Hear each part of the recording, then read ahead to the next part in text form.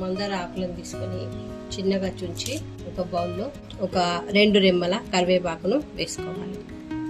అలోవెరాను తీసుకొని చిన్న చిన్న ముక్కలుగా కట్ చేసుకొని ఇది కూడా వేసుకోవాలి.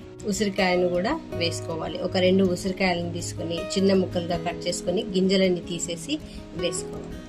దీనికి మైదా కాకును ఎండబెట్టిన మైదా కాకైనా సరే, పొడి మైదాకైనా సరే, నేను పొడిది తీసుకుంటున్నాను. 1 స్పూన్ వరకు మెంతులను వేసుకోవాలి. కలోంజి 1 స్పూను వరకు వేసుకోవాలి. రోజ్మేరీ ఒక 2 స్పూన్ల వరకు వేసుకోవాలి. మందార పూల పొడిని వేసుకోవాలి. మీకు పచ్చి మందార పూలు దొరికితే వాటిని వేసుకోండి. ఇది ఒక 4 స్పూన్ల వరకు వేసుకోవాలి. దీన్ని మెత్తగా గ్రైండ్ చేసేసుకోవాలి. ఇప్పుడు ఇలా పేస్ట్ చేసుకున్న దాంట్లో మనము కొబ్బరి నూనె ఒక 1/2 లీటర్ వరకు పోసుకోవాలి. ఒకసారి ఇదంతా ఇలా మిక్స్ చేసేసుకోవాలి.